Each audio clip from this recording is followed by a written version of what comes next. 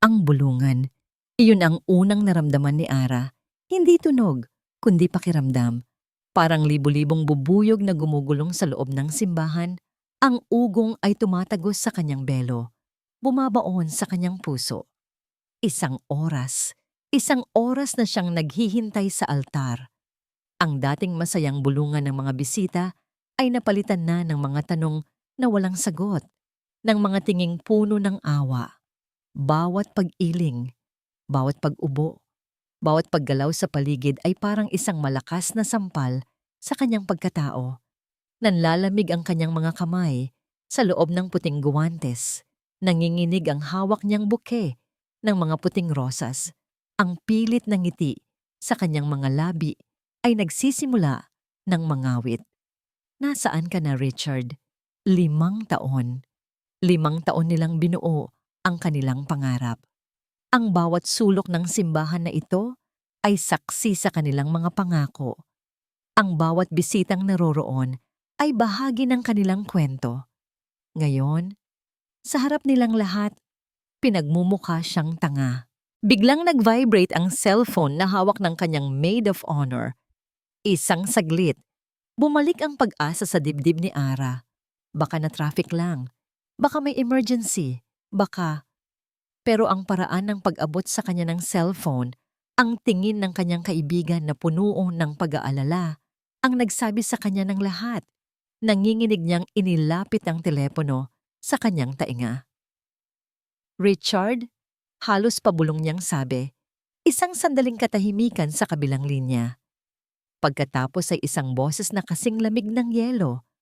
Ang boses na minahal niya ng 5 taon. I'm sorry, Ara. It's over. Iyon lang. Walang paliwanag, walang dahilan.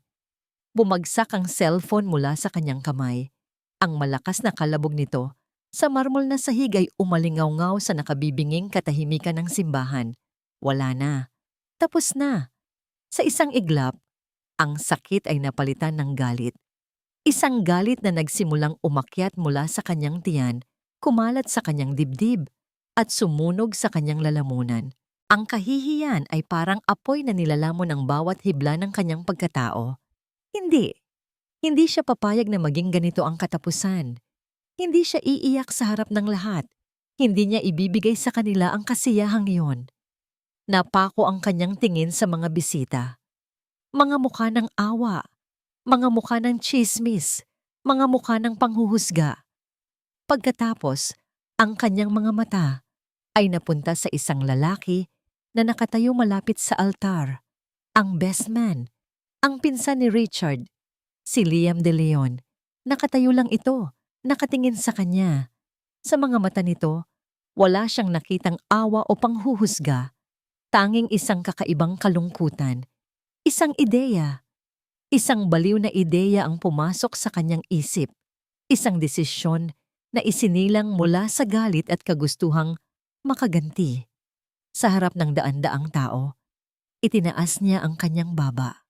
Tiningnan niya si Liam ng diretso sa mga mata. Ang kanyang boses, na kanina'y nanginginig, ay naging matatag at malakas. Ikaw, Liam, sigaw niya, at lahat ng atensyon ay napunta sa kanila. Pakasalan mo ako, ngayon din. Isang kolektibong paghinga ang narinig mula sa mga tao. Gulat. Hindi makapaniwala. Ang pari ay napaawang ang bibig. Ang mga magulang niya ay napasigaw ng kanyang pangalan.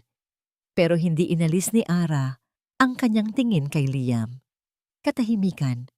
Ang ilang segundo ay parang isang buong taon. At sa gitna ng katahimikang yon, sa harap ng lahat ng mga matang nakatingin, nakita ni Ara ang pagtango ni Liam. Isang mabagal, ngunit siguradong pagtango. At narinig niya ang sagot nito, malinaw at buo, na sumira sa lahat ng pag-aalinlangan. Oo, Ara, papakasalan kita. Ang seremonya ay isang mabilis na pangyayari na parang panaginip o bangungot. Hindi na maalala ni Ara ang mga sinabi ng pari o kung paano niya naisagot ang I do. Ang tanging alam niya ay paglabas nila ng simbahan, hindi na siya si Elena Reyes. Siya na, si Alena de Leon. Nasa loob sila ngayon ng sasakyan ni Liam. Walang nagsasalita. Ang tanging maririnig ay ang tahimik na ugong ng makina. Tumingin si Ara sa labas ng bintana sa mga gusaling nilalampasan nila.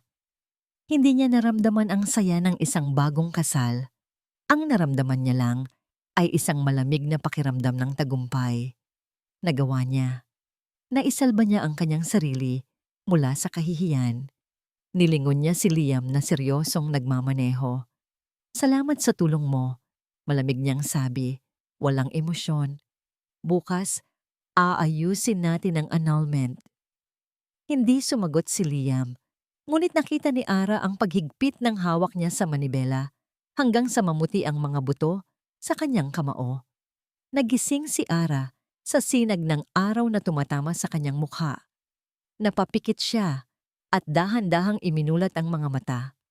Puti. Ang buong paligid ay puti. Mula sa kisame, sa mga dingding, hanggang sa malambot na kumot na bumabalot sa kanya.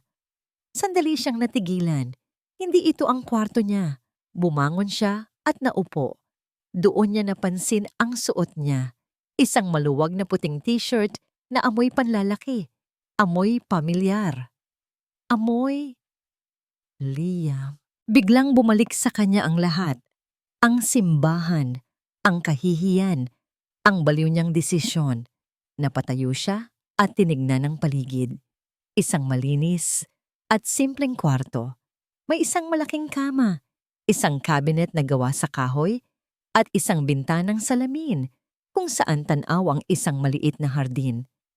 Walang picture frame, walang personal na gamit. Maliban sa isang libro na nakapatong sa bedside table, lumabas siya ng kwarto. Ang amoy ng kapeng barako ang sumalubong sa kanya. Sinundan niya ang amoy na iyon patungo sa kusina. At nandoon siya. Si Liam. Nakatalikod ito, abala sa pagluluto. Nakasuot lang ito ng gray na sweatpants at simpleng itim na t-shirt na bakat ang matipunong likod. Para itong isang normal na umaga. Para silang isang normal na mag-asawa. At ang kaisipang yon ang nagpagalit kay Ara. Liam. Lumingon ito. Ngumiti ito nang bahagya nang makita siya. Isang nangiting hindi umabot sa mga mata nito. Gising ka na pala. Halika. Mag-almusal na tayo. Hindi gumalaw si Ara sa kanyang kinatatayuan. Pinanatili niyang malamig ang kanyang boses, isang pader sa pagitan nilang dalawa. Hindi ako mag-aalmusal. Nasaan ang mga papeles? Kailangan na nating simulan ang proseso ng annulment. Hindi natinag si Liam. Kalmado nitong isinalin ang sinaing sa 2 plato. Kumain ka muna, Ara. Pag-usapan natin ito mamaya. Hindi. Ngayon na. Giit ni Ara. Nararamdaman na niya ang pag-akyat ng inis sa kanyang dibdib. Ito ay isang pagkakamali. Isang malaking pagkakamali. Tinulungan mo ako kahapon at nagpapasalamat ako. Pero tapos na yon. Kailangan na nating ayusin to. Tumigil si Liam sa kanyang ginagawa. Dahan-dahan itong humarap sa kanya. May kinuha itong isang kulay kapeng sobre mula sa ibabaw ng lamesa at iniabot sa kanya.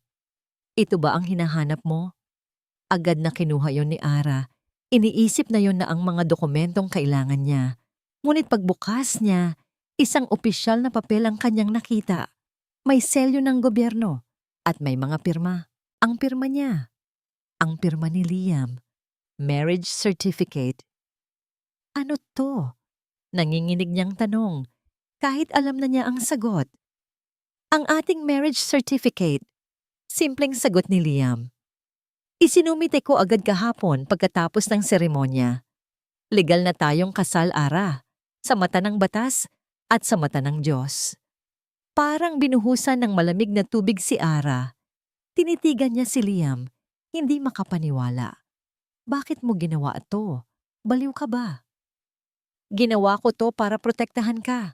Paliwanag ni Liam. Ang boses ay nanatiling kalmado. Mas gugustuhin ba ng mga tao na pag-usapan Ang isang bride na iniwan sa altar? O ang isang kasal na nauwi sa annulment?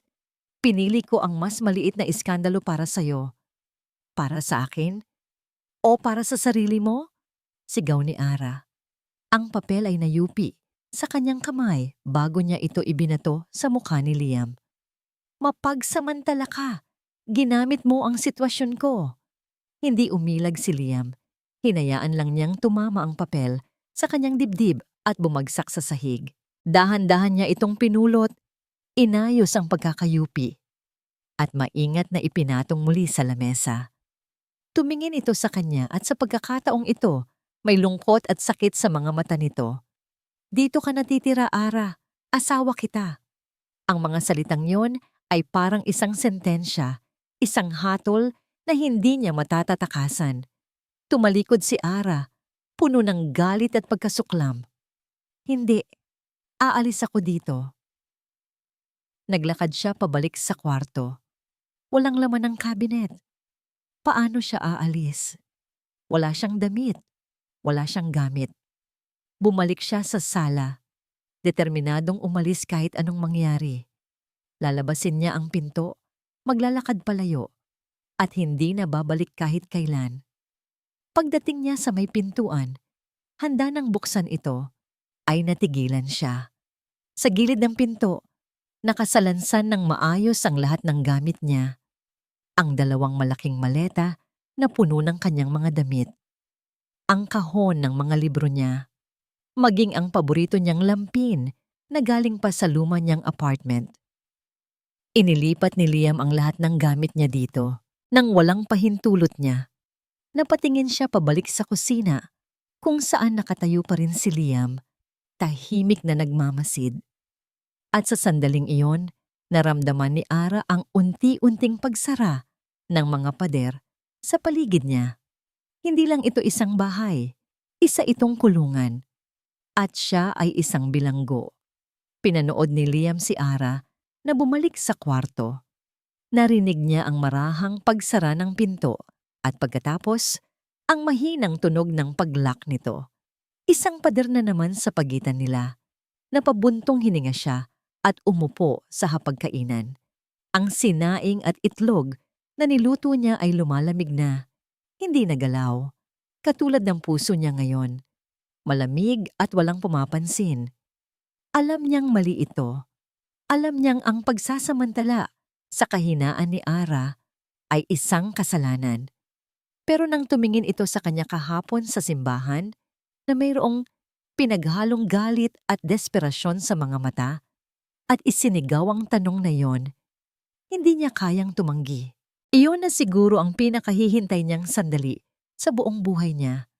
Kahit pa isinilang iyon mula sa kasawian ng iba. Tumayo si Liam at inilagay ang mga plato sa lababo. Habang naghuhugas, ang isip niya ay lumipad pabalik sa nakaraan. Unang araw sa kolehiyo. Huli siyang pumasok sa isang malaking lecture hall. Halos puno na ang lahat ng upuan. At sa gitna ng dagat ng mga estudyante, may isang babaeng agad na pumukaw sa kanyang atensyon. Si Ara. Nakaupo ito malapit sa bintana at ang sikat ng araw ay nagpapakinang sa mahaba at itim nitong buhok. Nakikinig ito ng mabuti sa propesor at paminsan-minsan ay may isinusulat sa kanyang kwaderno. Mayroong isang bagay sa kanya, isang halo ng talino, simpleng ganda at determinasyon na humatak kay Liam sa paraang hindi niya maipaliwanag. Mula noon, naging anino niya ito. Pinipili niya ang mga klase kung saan ito naka-enroll. Umupo siya sa likuran, kontento nang pagmasdan ito mula sa malayo. Nalaman niya ang mga paborito nito. Ang kapeng barako sa umaga, ang pagbabasa ng mga libro sa ilalim ng puno ng akasya, ang paraan ng pagtali nito sa kanyang buhok kapag seryoso itong nag-aaral.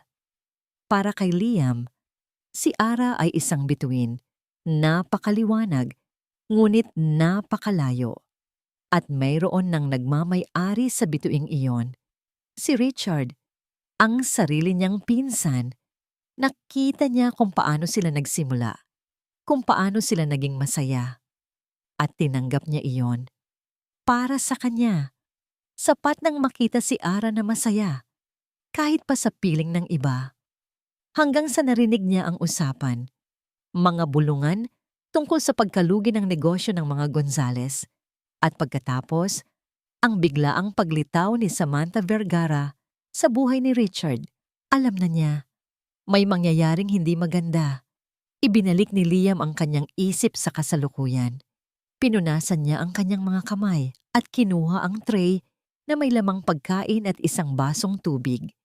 Dahan-dahan siyang naglakad papunta sa pintuan ng kwarto ni Ara. Kumatok siya ng 3 beses marahan. "Ara, nagdala ako ng pagkain. Kumain ka na please." Walang sagot. "Ilalagay ko lang dito sa labas ng pinto," sabi niya. Ang boses ay puno ng pag-aalala.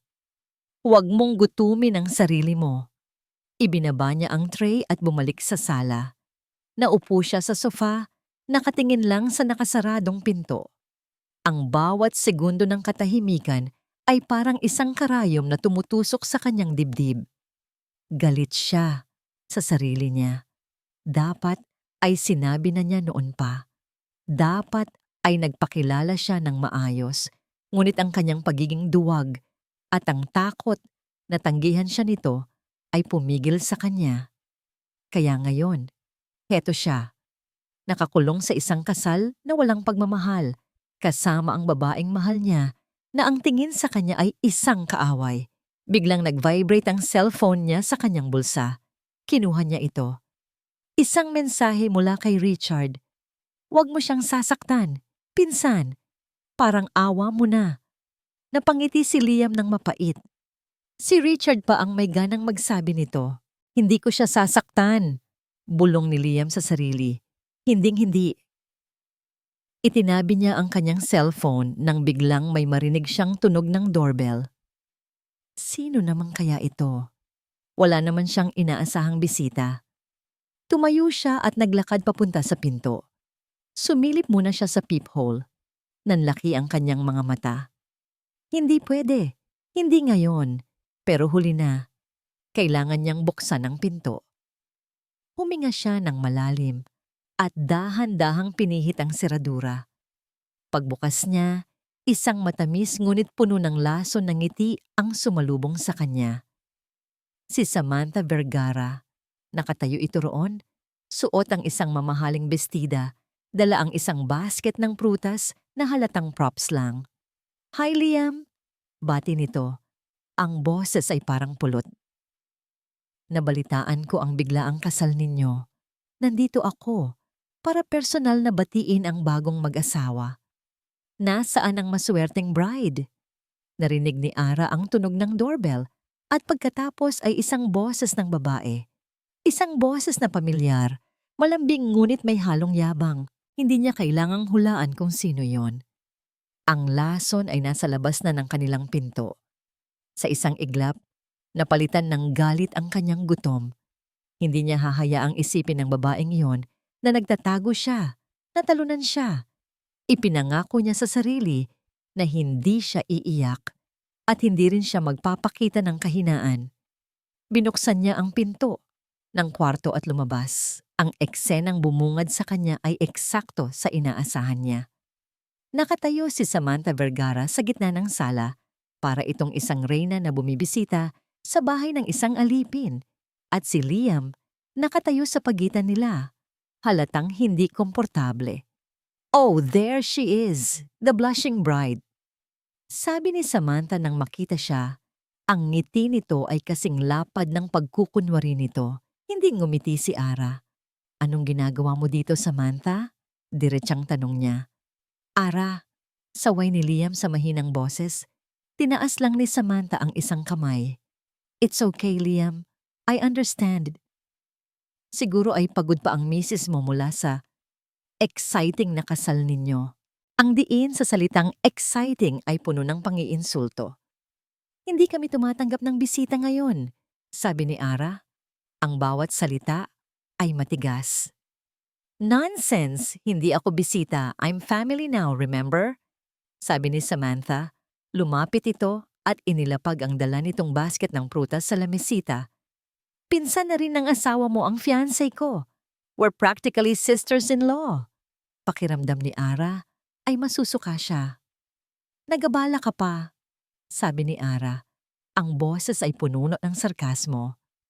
Of course, gusto ko lang siguraduhin na okay ka lang.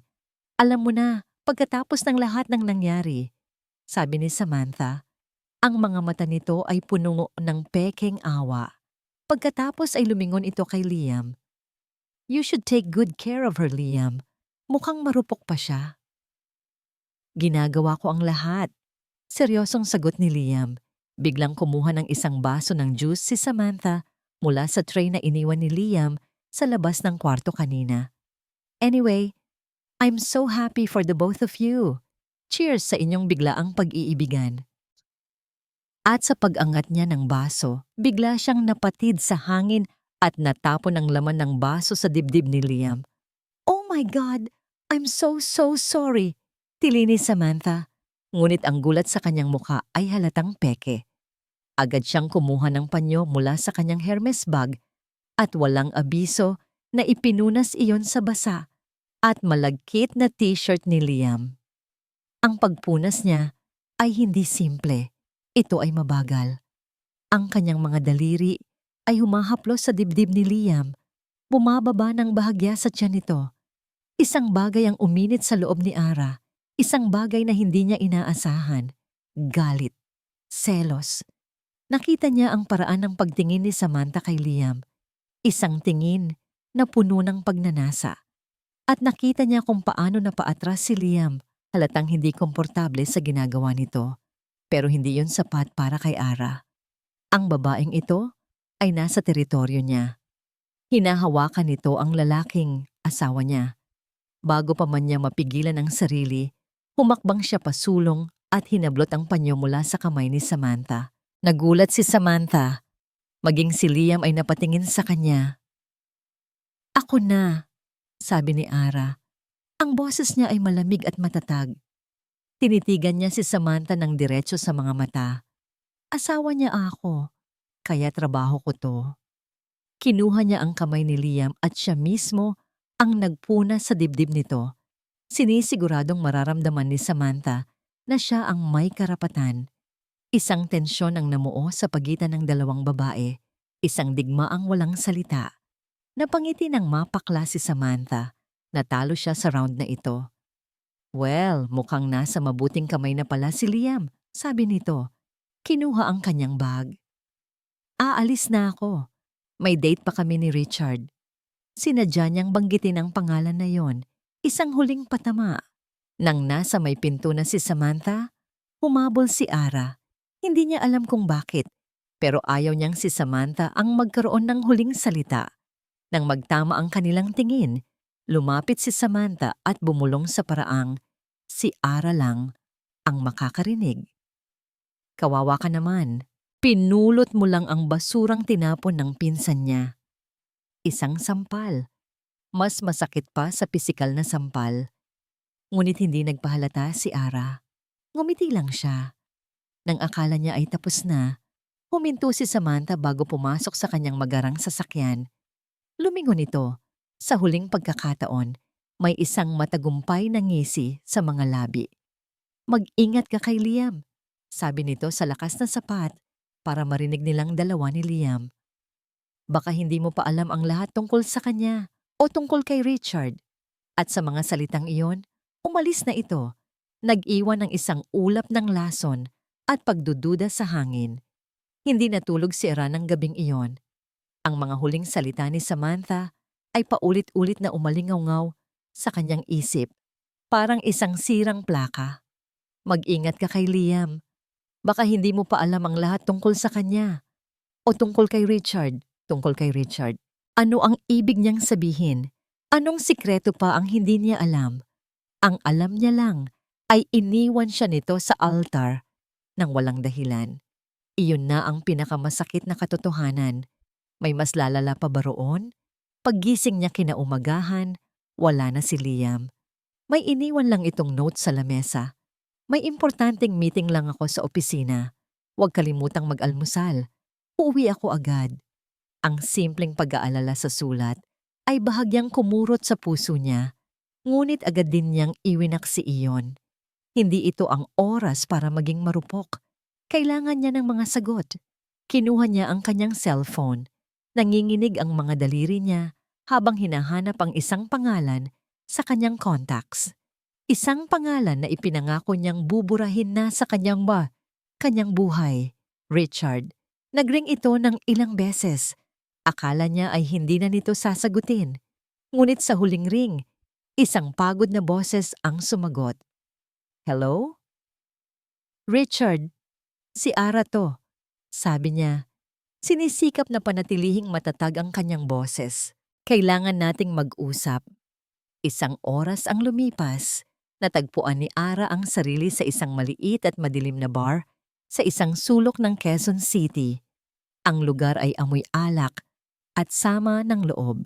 Malayo sa mga magagarang restaurant na dati nilang pinupuntahan. At sa isang mesa sa pinakasulok, nakaupo si Richard. Mag-isa. Ang lalaking minahal niya ng 5 taon ay halos hindi na niya makilala. Gusot ang mamahalin nitong damit. Magulo ang buhok. At mayroon itong isang baso ng alak sa harapan niya kahit 10:00 pa lang ng umaga. Ang mga mata nito, na dati puno ng sigla, ay wala ng buhay. Umupo si Ara sa tapat niya. Hindi man lang ito natinag. Ano ang kailangan mong sabihin sa akin tungkol sa'yo at kay Samantha? Tanong ni Ara, walang paligoy-ligoy. Tumingin ito sa kanya. Isang mapait na ngiti ang gumuhit sa mga labi nito. Wala. Wala kang kailangang malaman. Sinungaling! Sigaw ni Ara. Hindi na napigilan ng galit. Iniwan mo ako sa altar ng walang paliwanag. Utang mo sa akin ang katotohanan, Richard. Bakit? Sagutin mo. Ako, duwag. Ang salitang duwag ang tila gumising dito. Bigla nitong ibinagsak ang baso sa lamesa. Oo, duwag ako. Duwag ako, Ara. Masaya ka na. Sigaw nito pabalik. At sa unang pagkakataon, nakita ni Ara ang mga luhang namumuo sa mga mata nito. Hindi ko na kaya, Ara. Sabi nito. Ang boses ay basag na. Hindi ko na kayang magpanggap na masaya ako sa piling niya. Kung ganon, bakit? Bakit mo ako iniwan para sa kanya? Imbes na sumagot, kinuha ni Richard ang kanyang cellphone. May pinindot ito at iniabot sa kanya. Nanginginig na tiningnan ni Ara ang screen. Mga mensahe mula kay Samantha. Alam kong malapit nang bumagsak ang kumpanya ng pamilya niyo. Pakasalan mo ako at sasagipin ko kayo. Choose her and I will make sure you lose everything. Sunod-sunod ang mga mensahe. May mga kalakip na dokumento, mga bank statement na nagpapatunay sa pagkalugi ng kanilang negosyo. Ito ay isang blackmail, isang sapilitang kasunduan. Patawarin mo ako. Umiiyak na sabi ni Richard. Sinubukan kong lumaban, pero ang buong pamilya ko, ang kinabukasan nila, ang nakasalalay. Bumagsak ang mga balikat ni Ara. Ang galit na binuo niya sa loob ng ilang araw ay biglang naglaho, napalitan ng isang emosyon na hindi niya inaasahan. Awa. Naawa siya sa lalaking nasa harapan niya. Isa rin pala itong biktima. Mahal pa rin kita, Ara, bulong ni Richard, puno ng pagsisisi. Pero kailangan kong iligtas ang pamilya ko. Hindi alam ni Ara kung ano ang sasabihin. Tumayo na lang siya at umalis. Iniwan si Richard na umiyak sa kanyang alak. Pag-uwi niya sa bahay ni Liam, tuliro ang kanyang isip. Ang buong pundasyon ng galit niya ay gumuho. Ang kanyang pagpapakasal kay Liam na isang akto ng paghihiganti ay naging isang malaking katatawanan. Sa sobrang pagkalito, hindi niya napansin ang isang maliit na kahon sa sahig. Natapilok siya dito at kumalat ang laman nito. Mga luma niyang gamit, mga memorabilia mula sa kolehiyo. Habang pinupulot niya ang mga ito, isang makapal na libro ang bumagsak at bumukas sa isang partikular na pahina. ang kanilang university yearbook. Nakatitig sa kanya ang sarili niyang litrato mula sa pahinang iyon, ngunit hindi iyon ang nakakuha ng kanyang pansin. Sa tabi ng kanyang litrato, may isa pang mukha na nakabilog sa pulang tinta. Isang pamilyar na mukha, isang mas batang bersyon ni Liam De Leon, nakasalamin. May bahagyang nahihiyang ngiti at sa ilalim nito may isang maliit na sulat kamay. Someday! Umuwi si Liam na may dalang isang maliit na paper bag. Sa loob niyon ay isang slice ng paboritong cheesecake ni Ara mula sa isang maliit na cafe malapit sa kanilang universidad noon. Isang suhol, isang alay, pangkapayapaan. Umaasa siyang sa pamamagitan nito, kahit paano, ay mapapalambot niya ang puso ni Ara. Pagpasok niya sa bahay, isang hindi inaasahang tanawin ang kanyang naabutan. Nakatayo si Ara sa gitna ng sala. Hawak-hawak ang luma nilang yearbook. Ang mga mata nito ay nakatitig sa kanya. Isang tingin na pinaghalong gulat, pagkalito, at isang emosyon na hindi niya mabasa. Ara? Anong...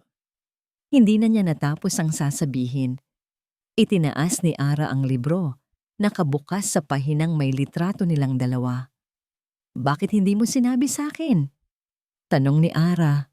Ang boses ay mahina at nanginginig. Na magkakilala na tayo noon pa? Nabitiwan ni Liam ang paper bag na dala niya. Ang cheesecake ay bumagsak sa sahig. Huli na. Alam na niya. Walang saysay ang pagtanggi.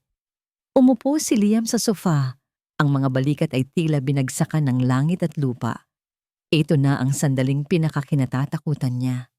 Ang pagbubunyag ng isang sikretong iningatan niya ng halos isang dekada. Hindi siya sumagot. Sa halip, hinayaan niyang maglakbay ang kanyang isipan pabalik sa isang partikular na araw sa kanilang nakaraan. Finals week. Ang buong universidad ay abala. Ang library ay puno ng mga estudyanteng nagpupuyat. Ngunit si Leah may wala roon. Nakaupo siya sa isang coffee shop sa labas ng campus, nagpapanggap na nagbabasa. Ngunit ang totoo'y, pinagmamasdan lang niya si Ara sa kabilang mesa. Mukhang balisa ito. Paulit-ulit nitong kinakapa ang kanyang bag, ang kanyang mga bulsa. Ang noo nito ay kulubot sa pag-aalala. Maya-maya, hindi na nito napigilan. Tumayo ito at nilapitan ng barista.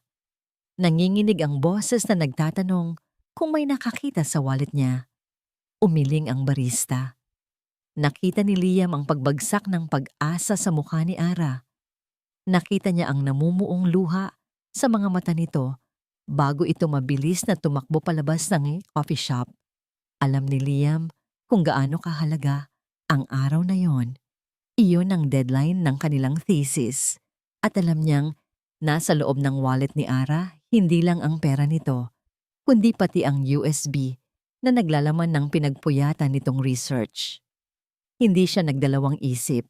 Tumayo siya at sinuyod ang buong coffee shop. Nagtanong-tanong, tiningnan niya ang ilalim ng mga lamesa. Halos isang oras siyang naghahanap hanggang sa mawalan na siya ng pag-asa. Nang pabalik na siya sa kanyang upuan, doon niya nakita ang itim na wallet. Nahulog pala ito at pumasok sa siwang sa pagitan ng upuan at ng pader. Kinuha niya iyon. Binuksan niya para siguraduhing iyon nga ang kay Ara. At nandoon ang ID nito. At ang maliit na USB. Ang unang pumasok sa isip niya ay habulin ito at ibigay. Ito na ang pagkakataon niya. Ang pagkakataong maging bayani sa kanyang mga mata. Ngunit bigla siyang natakot. Paano kung isipin nitong siya ang kumuha? Paano kung magmukha siyang katawa-tawa? Ang kanyang pagiging mahiyain ay nanaig, kaya gumawa siya ng ibang paraan. Pumunta siya sa locker area ng kanilang department. Alam niya kung alin ang locker ni Ara. Maingat niyang ipinasok ang wallet sa siwang nito. Pagkatapos ay mabilis siyang umalis. Ang puso niya ay kumakabog na parang tambol. Mula sa malayo, hinintay niya itong bumalik. At nakita niya ang laking gulat at ginhawa sa mukha ni Ara nang makita nito ang kanyang wallet. Isang ngiti ang sumilay sa mga labi nito. Isang nangiti na para kay Liam ay mas maliwanag pa sa sikat ng araw. Sapat na yon para sa kanya. Ibinalik ni Liam ang kanyang tingin sa kasalukuyan. Nakatingin pa rin sa kanya si Ara, naghihintay ng sagot. Dahil duwag ako, mahinang pag-amin ni Liam, ang boses ay puno ng pait. Noon at hanggang ngayon. Ikaw, bulong ni Ara, unti-unting pinagtatagpi-tagpi ang lahat. Ang wallet ko, ang thesis ko, ikaw ang nakakita. Tumangulang si Liam, hindi makatingin ng diretso sa mga mata ni Ara. Bak? Tanong ulit ni Ara. Bakit mo ginawa ang lahat ng yun ng palihim? Sa wakas, nag-angat ng tingin si Liam. Ang mga mata niya ay puno ng sakit at isang pag-ibig na matagal nang kinikimkim. Dahil mahal kita, Ara, sabi niya, at sa pagsambit niya ng mga salitang iyon, parang isang malaking bato ang naalis sa kanyang dibdib. Mahal kita noon pa man, at kontento na akong mahalin ka mula sa malayo. Pero nang iwan ka ni Richard sa altar, hindi ko na kinaya, hindi ko kayang makita kang nasasaktan ng ganon. Isang luhang pumatak mula sa mata ni Ara, hindi dahil sa galit, hindi dahil sa awa, kundi dahil sa isang emosyon na ngayon lang niya naramdaman para sa lalaking nasa harapan niya. Ang pag-amin ni Liam ay parang isang malakas na alon na humampas sa buong pagkatao ni Ara. Mahal siya nito, noon pa man. Ang lahat ng ginawa nito, ang pagpapakasal sa kanya, ang pag-aalaga, ang pagtitiis sa galit niya, ay hindi dahil sa pagsasamantala. Iyon ay dahil sa pagmamahal, isang pagmamahal na malalim, tahimik, at naghihintay. At ano ang isinukli niya?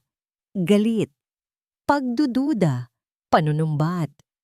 Pinakasalan niya ito para makaganti sa ibang lalaki. Ginamit niya ito bilang panakip butas sa sarili niyang kahihiyan. At sa lahat ng yon, nanatili lang ito sa tabi niya, tahimik na nagmamahal. Isang matinding hiya at konsensya ang bumalot sa kanya. Para siyang isang magnanakaw na nahuli sa akto. Ninakaw niya ang kabutihan ng isang tao at isinukli ang kasamaan. Paano niya haharapin ngayon si Liam? Paano niya tatanggapin ang isang pag-ibig na alam niyang hindi siya karapat-dapat? Buong magdamag siyang hindi nakatulog. Nakahiga lang siya sa kama, nakatingin sa kisame, habang ang mga revelasyon ng nakaraang araw ay umiikot sa kanyang isip. Ang pagsasakripisyo ni Richard, ang tapat na pag-ibig ni Liam, at ang sarili niyang pagiging makasarili. Siya ang kontrabida sa kwentong ito. Kinabukasan, gumising siya na may isang mabigat na desisyon. Isang desisyon na sa tingin niya ay tama, kahit padudurugin nito ang sarili niyang puso. Nakita niya si Liam sa kusina, naghahanda ng almusal, katulad ng dati, para bang walang nagbago. Para bang hindi nito ibinuhos ang laman ng puso nito sa kanya kagabi. Liam, tawag niya. Lumingon ito. At sa unang pagkakataon, nakita ni Ara ang pag-asa sa mga mata nito. Isang maliit na ningning na nagsasabing baka, sakali, ay may magbago na sa pagitan nila. At ang ningning na yon ang lalong nagpahirap sa gagawin niya. Kailangan nating mag-usap, sabi niya. Sinisikap na huwag mabasag ang kanyang boses. Umupo sila sa hapagkainan. Ang agahan ay nakahain na. Ngunit alam nilang pareho na walang kakain. Naiintindihan ko na ang lahat, Liam. Simula ni Ara. Ang mga mata ay nakatuon sa kanyang mga kamay na nasa ibabaw ng mesa. At salamat. Salamat sa lahat. Ara. Pero hindi ito tama. Pagpapatuloy niya. Pinipigilan ang mga luhang nagbabadyang tumulo. Ang lahat ng ito, nagsimula sa isang kasinungalingan, sa galit, sa paghihiganti. Hindi ito ang pundasyon para sa isang totoong pagsasama. Kaya nating baguhin yun. Sabi ni Liam. Ang boses ay puno ng pagsusumamo. Kaya nating magsimula ulit. Umiling si Ara. Isang mapait ng ngiti ang sumilay sa kanyang mga labi. Paano? Paano ako magsisimula ulit kung sa tuwing titingin ako sa'yo, ang naaalala ko lang ay kung gaano ako naging kasama sa'yo. Kung paano ko ginamit ang pagmamahal mo para sa sarili kong kapakanan. Hindi ko yun iniisip, Ara. Pero ako, iniisip ko, sabi niya. At sa wakas, isang butil ng luha ang pumatak. Hindi ako karapat-dapat para sa'yo, Liam. You deserve someone better. Isang taong mamahalin ka ng buo at tapat. Hindi isang taong tulad ko. Isang taong wasak. Mahal kita, Ara. Kahit wasak ka pa, sabi ni Liam. Inabot ang kamay niya, ngunit mabilis itong binawi ni Ara. Kung mahal mo talaga ako, sabi ni Ara. Tinitigan niya ito ng diretso sa mga mata. Palayain mo na ako. Ang mga salitang yon ay parang isang punyal na tumusok sa puso ni Liam. Ang pag-asa sa kanyang mga mata ay unti-unting namatay, napalitan ng isang pamilyar na kalungkutan. Nakita niya ang sakit sa mga mata ni Ara at sa isang maling pag-intindi, inakala niyang ang sakit na yon ay dahil mahal pa rin nito si Richard. Na kahit anong gawin niya, hinding-hindi niya mapapalitan ng pinsan niya sa puso nito. Tumango siya ng dahan-dahan. Ang pagtangong yon ang pinakamasakit na bagay na ginawa niya sa buong buhay niya. Kung yan ang magpapasaya sa'yo, Ara. Sabi niya, ang boses ay halos hindi na marinig. Sige. Walang pagtatalo. Walang pagpipilit. Tumayo si Liam. Naglakad ito papunta sa kanilang kwarto. Pagbalik nito, may dala na itong isang maliit na backpack. Hindi siya makapaniwala. Ganoon lang kabilis. Saan ka pupunta? Tanong niya. Kahit hindi niya alam kung may karapatan pa ba siyang magtanong. Hindi ko alam. Sagot ni Liam.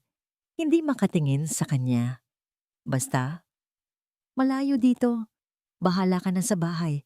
Sa'yo na yan. Naglakad ito papunta sa pinto. Bawat hakbang nito ay parang isang suntok sa dibdib ni Ara. Gusto niyang sumigaw. Gusto niyang bawiin ang lahat ng sinabi niya. Gusto niyang sabihing, huwag kang umalis. Dito ka lang. Kailangan kita. Pero walang salitang lumabas sa kanyang bibig. Hinawakan ni Liam ang doorknob. Bago ito tuluyang umalis, lumingon ito sa kanya sa huling pagkakataon. Sana maging masaya ka, Ara. At pagkatapos, isinara nito ang pinto. Ang mahinang pag-click ng seradura ay umalingaw-ngaw sa buong kabahayan. Naiwan si Ara sa nakabibinging katahimikan. Mag-isa. Ang kalayaang hiniling niya ay ibinigay na sa kanya. Ngunit bakit pakiramdam niya ay mas nakakulong siya ngayon kaysa noon? Napaupo siya sa sahig at doon, sa gitna ng sala, sa bahay na iniwan sa kanya, gumuho ang kanyang mundo. Humagulgol siya ng humagulgol. Ang kanyang mga luha ay para sa lalaking pinalayas niya at para sa isang pag-ibig na huli na niyang natanto. Lumipas ang isang araw, 2, 3. Ang bawat paggising ni Ara ay mas masakit kaysa sa nauna. Ang bahay na dati niyang itinuturing na kulungan ay naging isang malawak na disyerto ng kalungkutan. Ang katahimikan ay nakabibingi. Bawat sulok ay may alaala ni Liam. Ang amoy ng kapeng barako, sa umaga nawala na. Ang ayos ng mga gamit sa sala na hindi na nagagalaw. Ang kabilang bahagi ng kama na nananatiling malamig at walang laman. Dati, ang presensya ni Liam ay parang isang tinik sa kanyang lalamunan. Ngayon, ang pagkawala nito ay parang isang malaking butas sa kanyang dibdib. Isang butas na humihigop sa lahat ng hangin at liwanag. Sa mga araw na yon, napagtanto ni Ara ang isang katotohanang pilit niyang itinatanggi. Ang pagmamahal na hinanap niya sa maling tao Sa loob ng 5 taon ay natagpuan na pala niya sa tamang tao sa loob lamang ng ilang linggo. At pinalayas niya ito. Isang hapon, hindi na niya natiis ang pananahimik. Kailangan niyang kumilos. Kailangan niyang alisin ang mga bakas ni Liam para makalimot. O yun ang inakala niya. Nagsimula siyang maglinis. Pumasok siya sa kwartong tinulugan ni Liam. Malinis na ito. Maayos na ang higaan. Walang anumang personal na gamit na naiwan. Maliban sa isang bagay. Sa ibabaw ng bedside table, may isang itim na kwaderno na may matigas na pabalat na gawa sa katad. Dahil sa kuryosidad, kinuha niya yon at binuksan. Hindi ito isang ordinaryong kwaderno. Isa itong sketchbook. At ang bawat pahina ay puno ng kanyang mukha. Nanginginig ang mga kamay ni Ara habang nililipat niya ang bawat pahina. Nandoon ang isang sketch niya na nakaupo sa ilalim ng puno ng akasya. Seryosong nagbabasa. Nandoon ang isang drawing ng kanyang kamay habang nagsusulat. Isang mabilis na guhit ng kanyang nakataling buhok. Isang detalyadong drawing ng kanyang mga mata habang nakikinig sa klase. Mga sandaling hindi man lang niya namalayan, ngunit maingat na itinala ng mga mata at kamay ni Liam. Ang bawat guhit ay puno ng emosyon, puno ng pagsinta, puno ng isang pag-ibig na tahimik ngunit nag-uumapaw. Pagdating niya sa huling pahina, isang drawing ang nagpatigil sa kanyang paghinga. Isang larawan niya habang natutulog sa sofa noong mga unang gabi niya sa bahay na yon. Mahimbing ang kanyang tulog, walang kamalay-malay. Ang bawat kurba ng kanyang mukha, ang bawat hibla ng kanyang buhok ay iginuhit ng may buong pag-iingat. At sa ilalim nito, may 2 salita na isinulat sa magandang kaligrapiya. Ang aking asawa. Sa sandaling iyon, bumigay na siya. Niyakap niya ang sketchbook at humagulgol ng walang tunog. Ang luhang ito ay hindi na para sa sarili niya, kundi para sa kanya. Para sa sakit na idinulot niya sa kanya. Nang maubos na ang kanyang luha, tumayo siya at humarap sa salamin.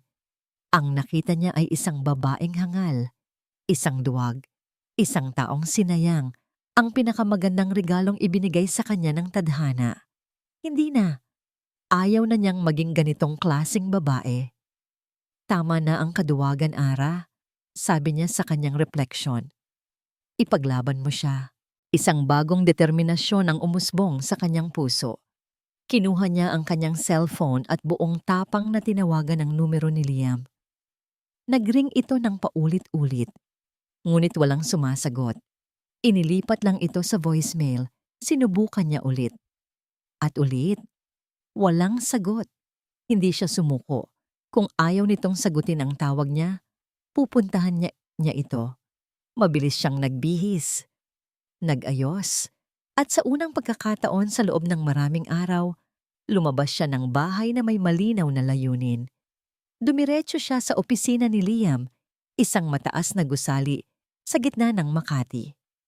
Hindi pa siya nakakapunta rito dati, ngunit alam niya ang pangalan ng kumpanya mula sa mga dokumentong nakita niya sa bahay. Nang pumasok siya sa malawak at malamig na lobby, halos manlamig ang kanyang mga paa. Ngunit nagpatuloy siya. Nagtanong siya sa receptionist. "Excuse me, nandyan po ba si Sir Liam De Leon?" "May appointment po ba kayo, ma'am?" Magalang na tanong ng babae. "Hindi, pero sabihin mo na lang." Asawa niya. Hindi na niya natapos ang sasabihin dahil mula sa isang hallway, lumabas si Liam. Naka-Amerikana ito at mukhang napaka-professional. Ang itsura nito ay malayo sa tahimik at simpleng Liam na nakasama niya sa bahay.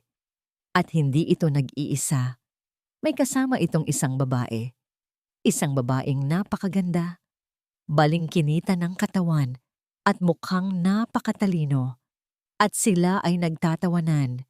Isang masayang tawa na umalingaw-ngaw sa buong lobby. Isang tawa na hindi kailanman narinig ni Ara mula kay Liam noong sila pa ang magkasama. Biglang nanigas si Ara sa kanyang kinatatayuan. Ang lahat ng tapang na inipon niya ay biglang naglaho na parang isang bulang pumutok. Huli na ba siya? Ang imahe ni Liam na tumatawa kasama ang ibang babae ay parang isang saksak sa puso ni Ara. Ang unang instinct niya ay tumalikod, umuwi, magkulong ulit sa kwarto at umiyak. Iyon ang gagawin ng dating Ara. Pero hindi na siya ang dating Ara. Huminga siya ng malalim. Ang babaeng iyon ay hindi ang kanyang kalaban. Ang sakit na nakikita niya ngayon ay sintomas lang. Ang tunay na lason, ang pinagmulan ng lahat ng gulo, ay iba. At bago niya ayusin ang gusot sa pagitan nila ni Liam, kailangan muna niyang bunutin ang ugat ng lason na yon. Kailangan niyang tapusin ang kabanata ni Samantha sa kanyang buhay, minsan at para sa lahat. Tumalikod siya at umalis sa gusaling iyon, ngunit hindi para umuwi. Mayroon siyang mas mahalagang pupuntahan. Kinuha niya ang kanyang cellphone at buong tapang na tinawagan ang numero ni Samantha. "Hello?" Sagot ng isang mataray na boses. "Samantha, si Aram to." Kalmado niyang sabi. "Magkita tayo. May ibabalik ako sa'yo." Isang oras ang lumipas. Nakaupo na si Ara sa isang mamahaling coffee shop sa BGC, ang teritoryo ni Samantha. Pinili niya ang lugar na ito. Gusto niyang harapin ang halimaw sa sarili nitong lungga. Dumating si Samantha, suot ang isang all-white power suit. Mukhang isang anghel na may sungay. Umupo ito sa tapat ni Ara na may isang mapang-insultong ngiti. "So what is this about, poor little Ara?" Tanong nito, inilapag ang kanyang Chanel bag sa katabing upuan. "Nandito ka ba para magmakaawa na ibalik ko sa'yo si Richard?" Because the answer is no. Hindi natinag si Ara. Ngumiti lang siya ng bahagya. "Hindi ako nandito para kay Richard." "Then what?" "Nandito ako para sa'yo," sabi ni Ara. Ang boses ay kalmado ngunit may bigat.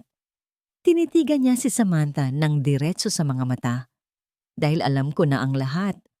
Nawala ang nangiti sa mga labi ni Samantha. "Anong pinagsasabi mo?" "Alam ko na ang tungkol sa pamilya ni Richard. Ang pagkalugi nila, ang blackmail." Dahan-dahang sabi ni Ara, at sa bawat salitang binibitawan niya, nakikita niya ang unti-unting pagkawala ng kulay sa mukha ni Samantha. "Alam kong pinilit mo siyang pakasalan ka para iligtas ang pamilya niya." Hindi nakapagsalita si Samantha. Ang kanyang postura, na kanina'y puno ng yabang, ay biglang nanghina. Nagpatuloy si Ara. "Dati, galit na galit ako sa'yo. Gusto kitang saktan. Gusto kong iparamdam sa'yo ang lahat ng sakit na dinulot mo sa'kin."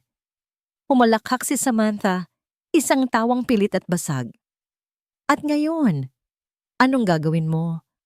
Isusumbong mo ako kay Richard? He won't believe you." "Wala akong gagawin," sagot ni Ara, at ito ang nagpatigil kay Samantha. "Dahil naawa ako sa'yo." "Naawa?" "Oo, dahil sa lahat ng pera at kapangyarihan mo, hindi mo pa rin kayang bumili ng tunay na pagmamahal. Pinilit mo ang isang lalaking pakasalan ka na hindi ka naman mahal. At habang buhay, sa tuwing titingin ka sa kanya, sa tuwing yayakapin ka niya, sa tuwing hahalikan ka niya, malalaman mo sa puso mo na ako pa rin ang iniisip niya." Tumayo si Ara. Inilapag ang saktong bayad para sa kanyang kape. "Maaring nakuha mo ang pangalan ni Richard, pero habang buhay, malalaman mong hindi ikaw ang pinili niya. At yan ang parusa mo. Hindi mo kailangan ng kaaway, Samantha. Dahil ang pinakamatindi mong kalaban ay ang katotohanang yan na haharapin mo sa salamin araw-araw." Tinalikuran na ni Ara si Samantha na naiwang nakatulala, hindi makapagsalita. Ang kanyang matapang na anyo ay basag na basag. Paglabas ni Ara sa coffee shop, isang malaking bigat ang nawala sa kanyang dibdib. Pakiramdam niya ay malaya na siya. Ang huling tanikala na nag-uugnay sa kanya sa mapait na nakaraan ay naputol na. Ngayon, handa na siya. Handa na siyang ipaglaban ang kanyang hinaharap. Bumalik siya sa gusali kung saan nag-oopisina si Liam. Ang puso niya ay kumakabog ng malakas, ngunit sa pagkakataong ito, hindi dahil sa takot, kundi dahil sa pag-asa. Nakita niya ito sa lobby. Kausap pa rin ang babae kanina, ngunit mukhang paalis na ito. Nagpaalam ang babae at sumakay sa elevator. Naiwan si Liam na mag-isa, nakatingin sa kanyang cellphone. Ito na. Huminga ng malalim si Ara. Naglakad siya palapit, ang bawat hakbang ay mas matatag kaysa sa nauna. Tumigil siya sa harap mismo ni Liam. Nag-angat ito ng tingin mula sa cellphone at nakita niya ang gulat sa mga mata nito nang makita siya. Bago pa man ito makapagsalita, inunahan na siya ni Ara. Ang kanyang boses, puno ng determinasyon at isang emosyon na matagal na niyang itinago. Liam, kailangan nating mag-usap. Nang makita ni Liam si Ara na nakatayo sa kanyang harapan, sandali siyang natigilan. Sa loob ng isang linggo, sinubukan niyang ibaon ang sarili sa trabaho. Nag-overtime siya. Kumuha siya ng mga bagong proyekto. Ginawa niya ang lahat para lang huwag isipin ito. Pero sa bawat pagpikit niya sa gabi, ang mukha pa rin ni Ara ang nakikita niya. Ang mga salita nito, "Palayain mo na ako," ay parang kutsilyong paulit-ulit na sumasaksak sa kanya. Ang babaeng kasama niya kanina ay si Miss Rosales, isang arkitekto para sa bago nilang proyekto. Ang kanilang tawanan ay puro tungkol sa trabaho. Isang pilit na kasiyahan para takpan ang tunay niyang nararamdaman. At ngayon, heto ito, nasa harapan niya. Mukhang iba. May tapang at determinasyon sa mga mata nito na ngayon lang niya nakita. "Liam, kailangan nating mag-usap," sabi nito. "Wala na tayong dapat pag-usapan, Ara," malamig niyang sagot. Kahit pa ang puso niya ay gustong-gusto nang makinig. Itinayo niya ang pader sa paligid niya. Ayaw na niyang masaktan ulit. "Meron, Liam. Please." Pagmamakaawa ni Ara. Kahit 5 minuto lang, pinagmasdan niya ito. Nakita niya ang sinseridad sa mga mata nito. Napabuntong hininga siya. "Okay, sa coffee shop sa tapat." Naupo sila sa isang tahimik na sulok. Umorder si Liam ng itim na kape. Si Ara ay tubig lang. Ang katahimikan sa pagitan nila ay mabigat. "Anong gusto mong pag-usapan?" tanong ni Liam. Sinisikap na panatilihing formal ang kanyang tono. Huminga ng malalim si Ara. "Gusto kong humingi ng tawad." Hindi umimik si Liam, ngunit nakinig siya. "Tawad sa lahat, Liam. Sa pagiging makasarili ko. Sa pagiging manhid ko. Ginamit kita at alam kong walang kapatawaran yon. Pero, napahinto ito. Tila nag-iipon ng lakas ng loob. Pero sa mga araw na wala ka, naintindihan ko ang lahat. Naintindihan ko kung gaano ako kahangal." "Ara, hindi mo kailangang gawin to," sabi ni Liam. "Naiintindihan ko. Mahal mo pa rin si Richard. Tanggap ko na." "Hindi," mabilis na sagot ni Ara. At sa pagkakataong ito, hinawakan nito ang kamay niya na nakapatong sa mesa. Ang init ng palad nito ay nagpadala ng kuryente sa buong katawan niya. "Doon ka nagkakamali. Tapos na yun. Matagal nang tapos. Hindi ko lang matanggap noon." Tinitigan niya ito ng diretso sa mga mata. Ang mga mata ni Ara, na dati puno ng galit o awa, ngayon ay puno ng isang bagay na mas malalim. "Alam kong nasaktan kita. Sobra-sobra," sabi nito. Ang boses ay nagsimulang manginig. "At kung kailangan kong gugulin ang buong buhay ko para patunayan sa iyo kung gaano ako nagsisisi, gagawin ko. Dahil ang totoo, Liam." Isang luha ang pumatak mula sa mata ni Ara.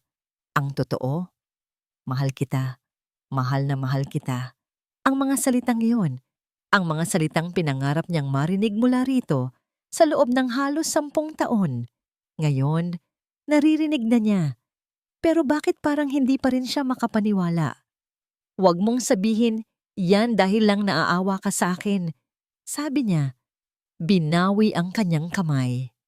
Ang sakit ng nakaraan ay masyadong sariwa. "Hindi ito awa," giit ni Ara. Ang boses ay mas tumatag. Tumayo ito at lumipat sa tabi niya.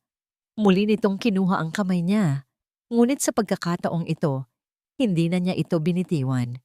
Dinala ni Ara ang kamay ni Liam at ipinatong sa kanyang tiyan. Nagulat si Liam sa ginawa nito. Tumingin si Ara sa kanya. Ang mga mata ay basang-basa na ng luha. Ngunit may isang maliit na ngiti sa kanyang mga labi. Isang nanangiting puno ng pag-asa, pagkatakot at pagmamahal. At may isa pa tayong dahilan para subukan ulit. Bulong nito. Sapat lang para marinig nilang dalawa. Magiging tatay ka na, Liam. Parang huminto ang pag-ikot ng mundo. Ang ingay ng coffee shop ay naglaho. Ang tanging naririnig ni Liam ay ang malakas na kabog ng sarili niyang dibdib. Tinitigan niya si Ara. Pagkatapos ay ang kamay niya na nakapatong sa tiyan nito. Isang anak. Magkakaroon sila ng anak. Ang lahat ng pader na itinayo niya, ang lahat ng sakit, ang lahat ng pagdududa ay gumuho sa isang iglap. Ang babaeng mahal niya ay mahal din siya at magkakaroon sila ng isang pamilya. Hindi na niya napigilan ang sarili. Tumayo siya at niyakap si Ara ng mahigpit. Ibinaon ang kanyang mukha sa buhok nito. Naramdaman niya ang pagyakap nito pabalik. Ang mga hikbi nito sa kanyang dibdib. Totoo ba? Bulong niya, halos hindi makapaniwala. Oo, sagot ni Ara sa gitna ng pag-iyak. Magkakaroon na tayo ng baby. At sa gitna ng isang ordinaryong coffee shop, sa isang ordinaryong hapon, ang dalawang pusong nasaktan at nagkalayo ay muling naghilom at naging isa. Hindi binitiwan ni Liam si Ara.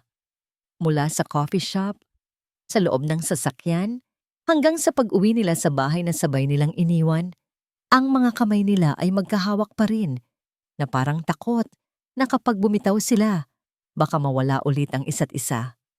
Pagpasok nila sa pinto, isang pamilyar na katahimikan ang sumalubong sa kanila.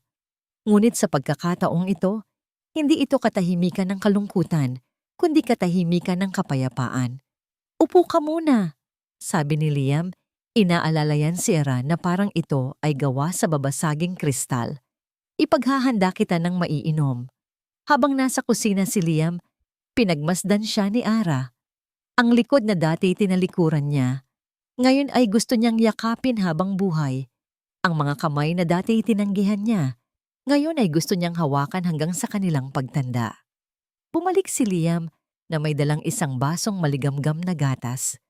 Salamat, mahinang sabi ni Ara. Tinanggap ang baso. Umupo si Liam sa tabi niya sa sofa, hindi sa kabilang dulo, kundi sa tabi niya mismo, malapit. Kailan mo pa nalaman? Tanong ni Liam. Ang boses ay puno ng lambing. Ilang araw na rin, pag-amin ni Ara. Pagkatapos mong umalis, palagi akong nahihilo. Akala ko dahil lang sa stress. Pero, nagtest ako at paulit-ulit na positibo. Bakit hindi mo sinabi agad? Napayuko si Ara, nahihiya. Dahil natakot ako. Natakot akong isipin mo na ginagamit ko lang ang bata para bumalik ka sa akin. Hinawakan ni Liam ang kanyang baba at marahang itinaas ito hanggang sa magtama ang kanilang mga mata. Kahit walang bata, Ara, babalik at babalik ako sa'yo. Hintayin ko lang na tawagin mo ako.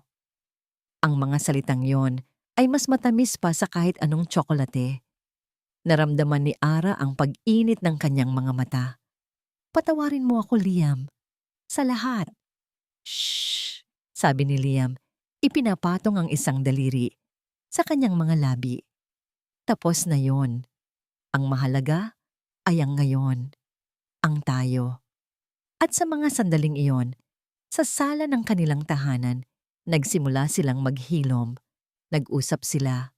Hindi na nila pinag-usapan ang sakit ng nakaraan, kundi ang mga pangarap para sa hinaharap.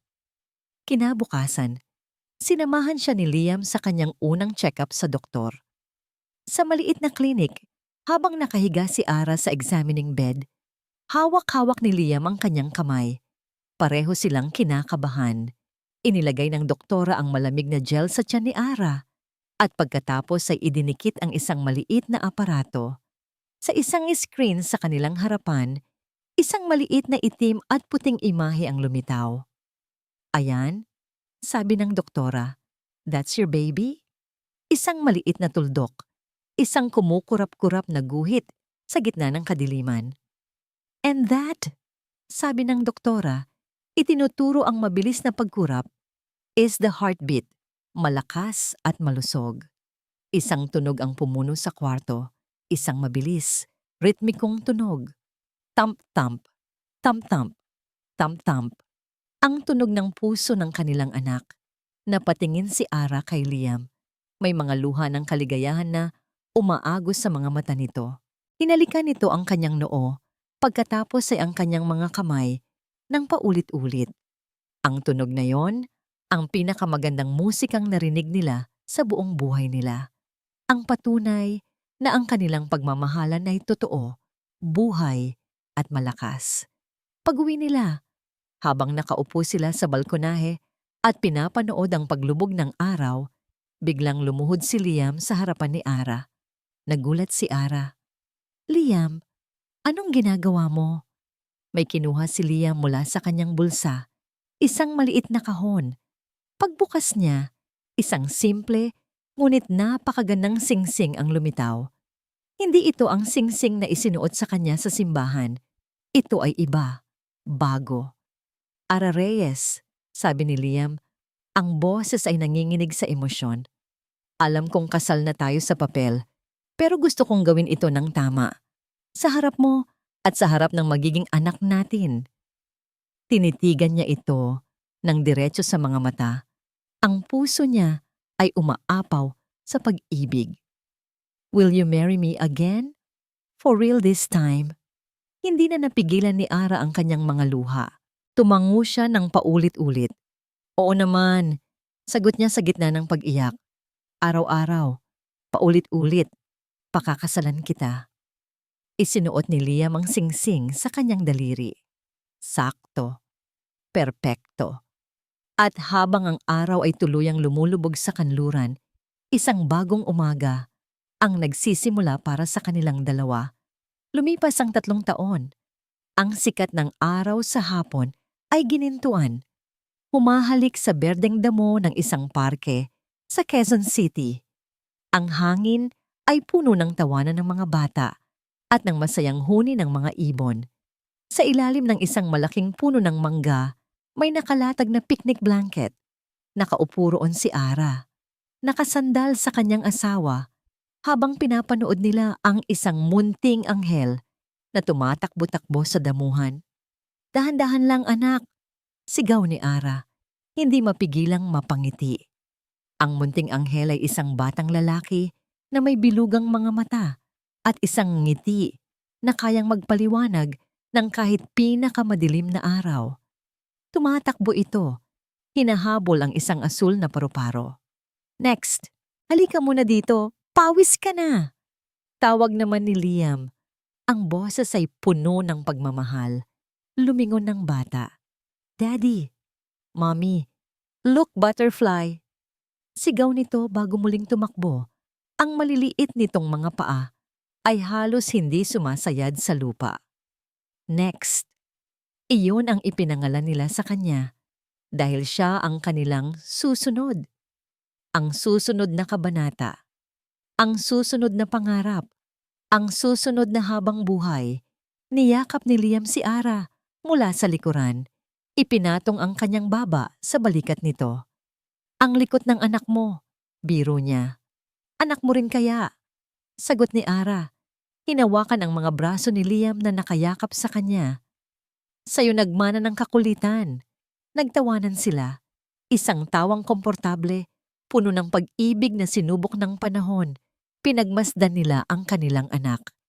Ang bawat tawa nito, ang bawat takbo, ay isang himig sa kanilang mga puso.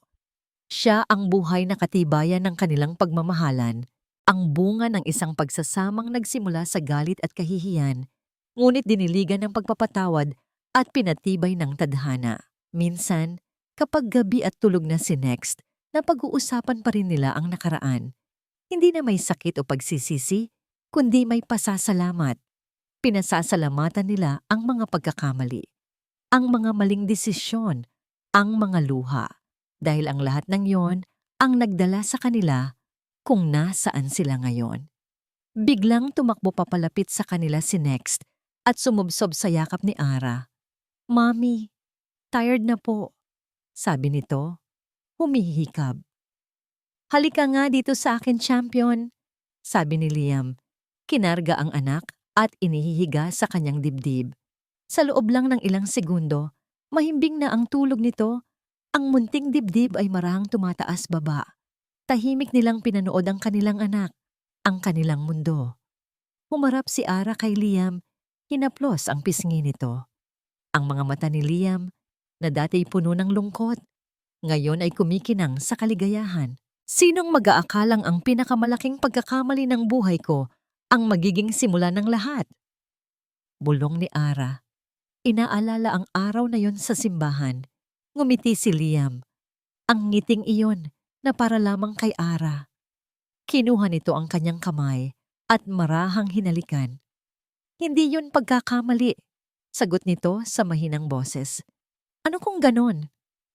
Hinapit siya ni Liam palapit. Ang kanilang mga labi ay 1 pulgada na lang ang pagitan. Ang init ng hininga nito ay pamilyar at nakakapayapa. Tadhana yun. At sa ilalim ng puno ng mangga, habang ang kanilang anak ay payapang natutulog sa kanilang piling, hinalikan ni Liam si Ara.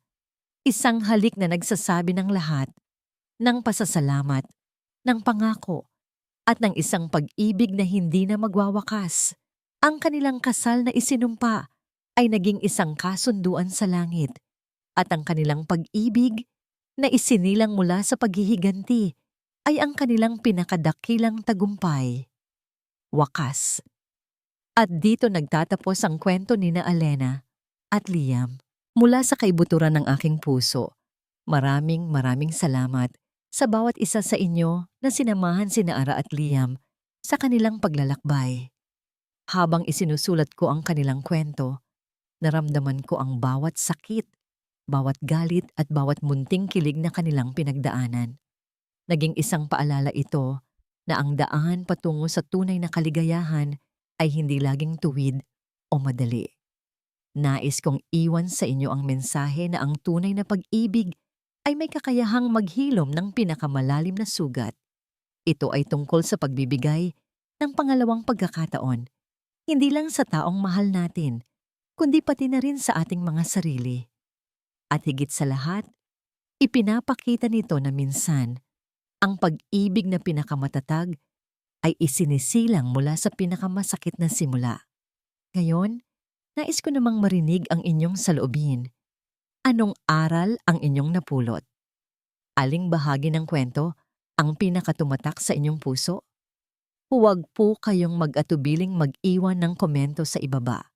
Ang inyong mga salita ay napakahalaga sa akin. Hanggang sa muli nating pagkikita sa susunod na kwento ng pag-ibig at pag-asa.